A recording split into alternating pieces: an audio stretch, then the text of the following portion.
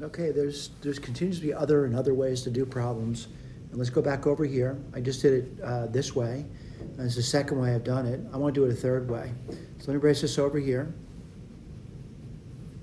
And this is the third way of doing the problem. All right, let's write this down.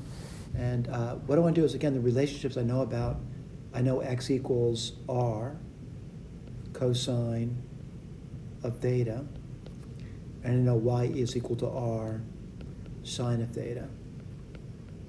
All right, I'm going to take the original equation, this one over here, relationship between r and and theta, and write down, I want to get these things, I want to get this thing in terms of x and y.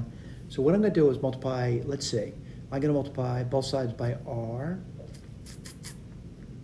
Before I do that, I want to just simplify a little tiny bit. And the secant is really 1 over the cosine.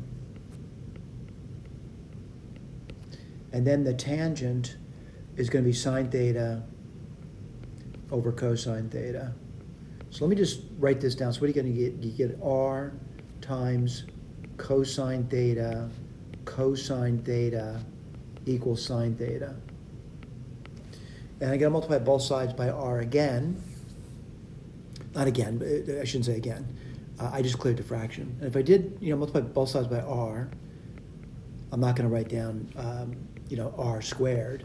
There's a point to multiplying both sides by r now. And hopefully as I do it, you start to see why I'm doing that. And you're going to get this over here. Whoops.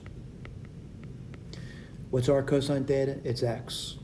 What's r cosine theta? X. What's r sine theta? It's y. So y equals x squared. All right? So what am I going to do now? I'm going to differentiate. They want dy dx. And what's that going to be? 2x. All right? So someone's going to say, I wonder what 2x is. And I'm looking at it, and it's right over here. So I'll write this down. So dy dx is equal to 2 times whatever x is. Well, x is r cosine theta. All right, I want to point out, looking at the key, dy dx could be 2x. That were in the key I selected. Dy dx could be this also. I just don't see either of those answers listed in the K. So what do? I keep working forward. So what's 2? Well, 2 is 2. What's r? Well, r is secant theta.